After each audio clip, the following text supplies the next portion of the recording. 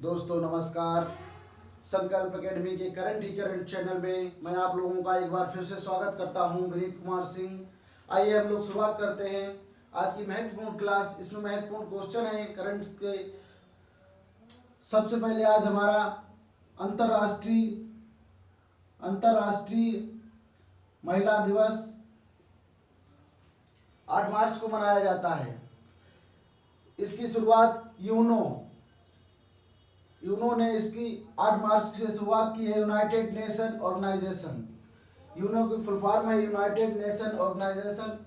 इसकी शुरुआत हुई थी 1975 से। 2022 की थीम है gender equality today sustainable tomorrow. इसकी थीम है gender equality today sustainable tomorrow. अगर आपसे पूछ देता है, बात की जाए मार्च की, तो मार्च में महत्वपूर्ण दिवस कौन कौन से मनाए जाते हैं। सबसे पहले 3 मार्च को मनाया जाता है वन्य जीव दिवस। बात की जाए 4 मार्च की, तो मनाया जाता है राष्ट्रीय सुरक्षा दिवस। अगर बात की जाए 8 मार्च की, तो मनाया जाता है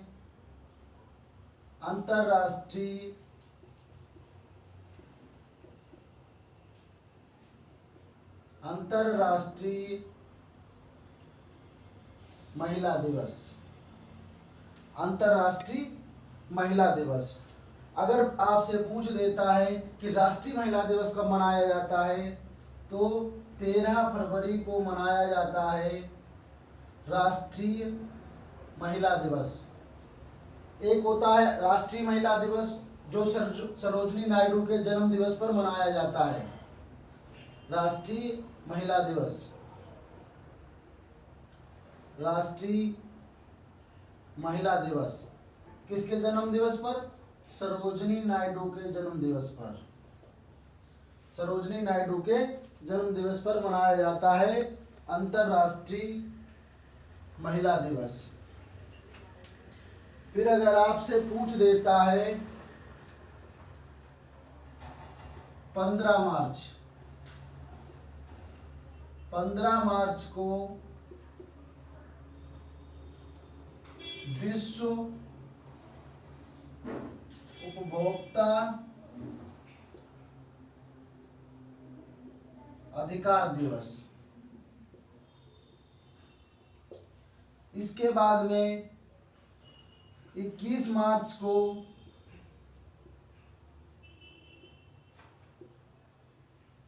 वन दिवस। 21 मार्च को मनाया जाता है वन दिवस। 22 मार्च को मनाया जाता है जल दिवस। इसके बाद में अगर हमसे पूछ देता है कि 23 मार्च को मनाया जाता है, तो 23 मार्च को मनाया जाता है मौसम विज्ञान दिवस। मौसम विज्ञान दिवस। 24 मार्च को मनाया जाता है विश्व तपेदिक दिवस। 27 मार्च को मनाया जाता है रंग मंच दिवस। तो ये हमारे मार्च के महत्वपूर्ण दिवस हैं जिनसे हमसे क्वेश्चन पूछा जाता है। एक क्वेश्चन के यहाँ से श्योरिटी बनती है। तो सबसे पहले हमसे पूछा जाता है 3 मार्च को मनाया जाता है विश्व वन्यजीव दिवस, 4 मार्च को राष्ट्रीय सुरक्षा दिवस, 8 मार्च को अंतर्राष्ट्रीय महिला दिवस, 15 मार्च को विश्व उपभोक्ता अधिकार दिवस, 21 मार्च को वन दिवस, 22 मार्च को जल दिवस, 23 मार्च को मौसम विज्ञान दिवस। तो इन 3 चीज़ों का क्रम ध्यान रखना। सबसे पहले आता है 21 मार्च को सबसे पहले लगाए जाते हैं वन। जब वन लगाए जाते हैं तो हमें आवश्यकता पड़ती है जल की, और जब जल कैसे उपलब्ध होता है, मौसम होता है खराब, होती है बारिश, फिर मिलता है हमको जल। तो सबसे पहले आता है वन।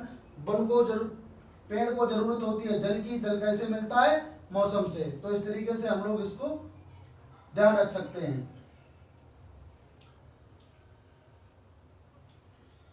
चलिए इसके बाद में हम अगले प्रश्न की ओर बढ़ते हुए देखते हैं अगला प्रश्न।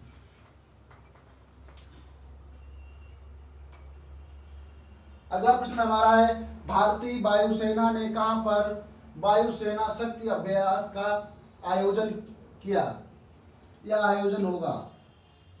तो ये आयोजन होने वाला है पोखरण जैसलमेर राजस्थान में।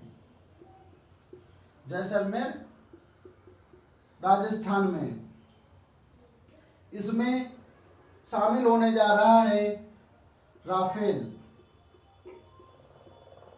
अब महत्वपूर्ण क्वेश्चन बनता है, राफेल हमें कहां से प्राप्त हुआ था? फ्रांस से। फिर अगर आपसे पूछ देता है कि फ्रांस की किस कंपनी ने हमको दिया था, तो कंपनी का नाम है दसॉल्ट कंपनी।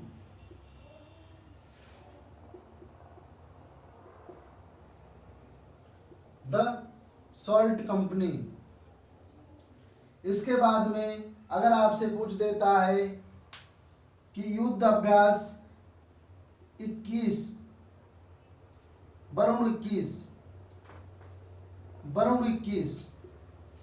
तो वरुण 21 भारत और फ्रांस के बीच में होता है। भारत और फ्रांस के बीच में होता है। अगर पूछ देता है सिम्बेक्स, अगर बात की जाए सिम्बेक्स की, तो सिम्बेक्स ये से निकला सिंगापुर,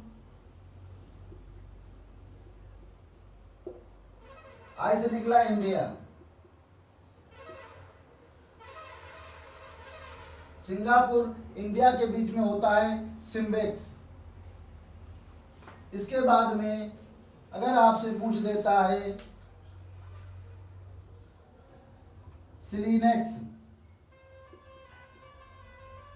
सिलीनेक्स, तो एसएल से हमारा बनता है श्रीलंका, आई से बनता है इंडिया।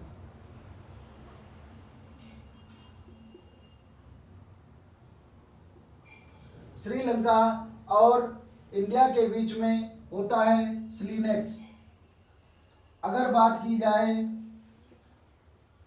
काजिंद,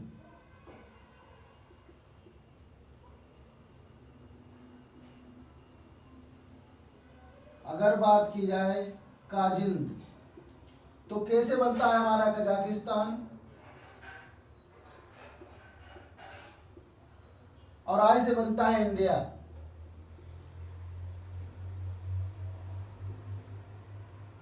कजाकिस्तान और इंडिया के बीच में होता है काजिंद युद्ध अभ्यास। इसके बाद में बात की जाए अगर दस्तलिक की,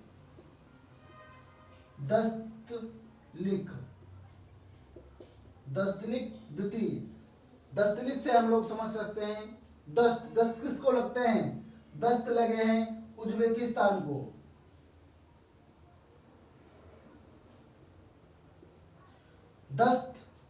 दस्त में आने फिर क्या होता है? हमको होती हैं उल्टियां, तो उसे बना उज्बेकिस्तान।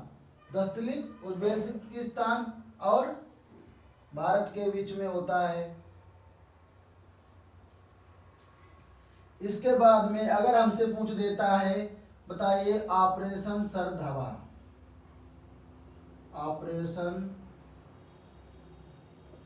हवा, अगर पूछ देता है ऑपरेशन सर्द हवा, तो सर्द की हवा में ऐसा कौन सा व्यक्ति है जो खड़ा रह सकता है? वो हमारा एक ही व्यक्ति है, भारत का वीर सपूत सिपाही, जिसका नाम है बीएसएफ, बॉर्डर सिक्योरिटी फोर्स। तो ऑपरेशन सर्द हवा कौन चलाता है? बीएसएफ के द्वारा चलाया जाता है। उसके बाद में अगर हमसे पूछ देता है मालाबार, मालाबार में कौन शामिल है, तो मालाबार में 4 देश आते हैं। चारों देश शक्तिशाली देश हैं। सबसे पहले हम इस हिसाब से देख सकते हैं कि पश्चिम में पड़ता है अमेरिका, तो इस अमेरिका आता है इसके अंतर्गत। उसके बाद में पूर्व में पड़ता है जापान, जापान आता है, लोकेशन आप लोग जानते ही होंगे। उसके बाद में दक्षिण की तरफ आता है ऑस्ट्रेलिया, ऑस्ट्रेलिया। मध्य में पड़ता है हमारा भारत।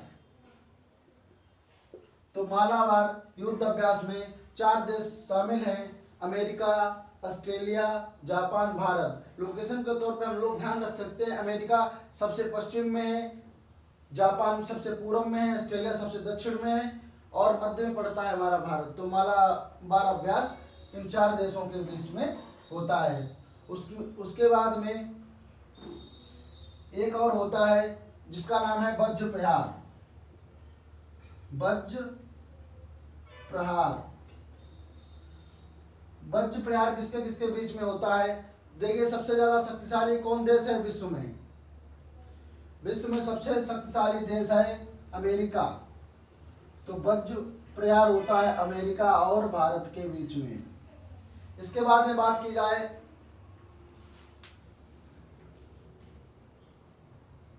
ऑपरेशन खंजर।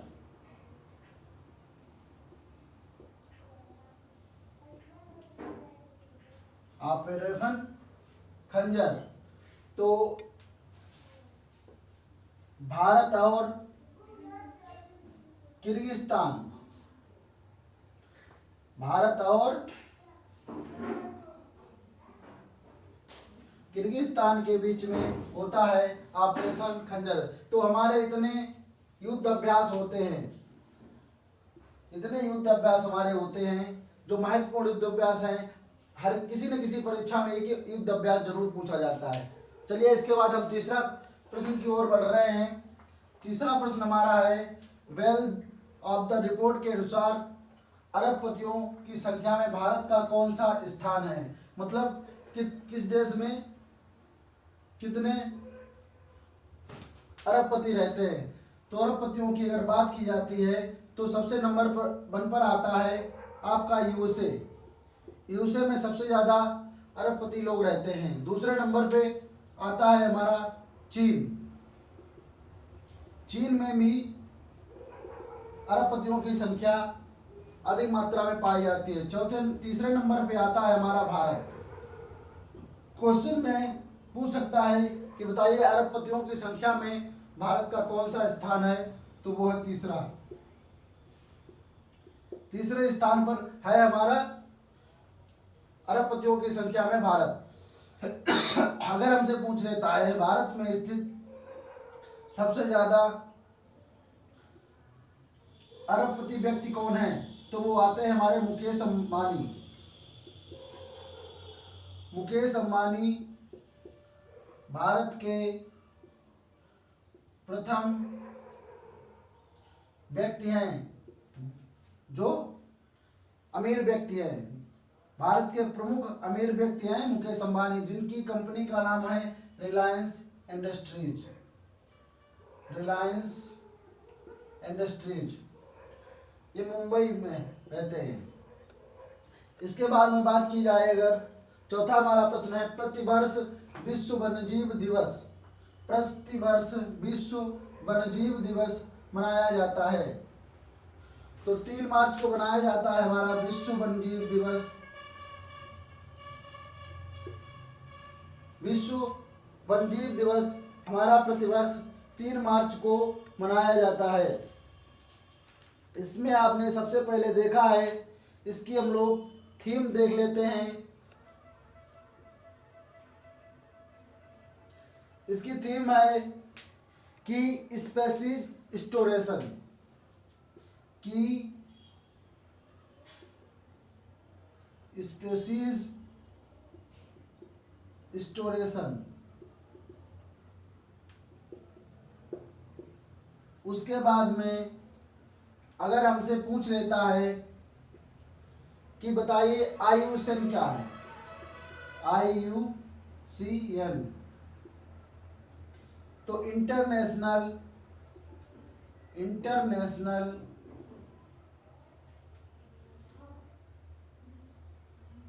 Union conservation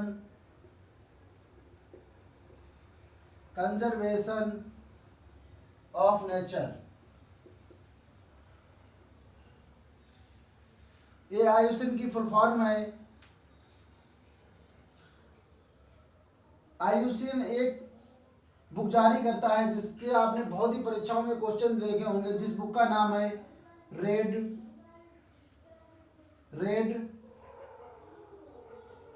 data book.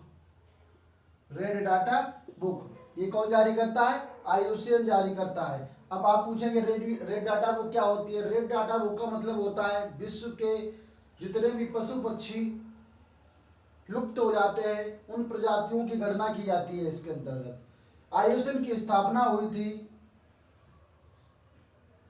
Gland में, IUCN की स्थापना हुई थी ग्लैंड में, IUCN की स्थापना हुई थी ग्लैंड में 5 अक्टूबर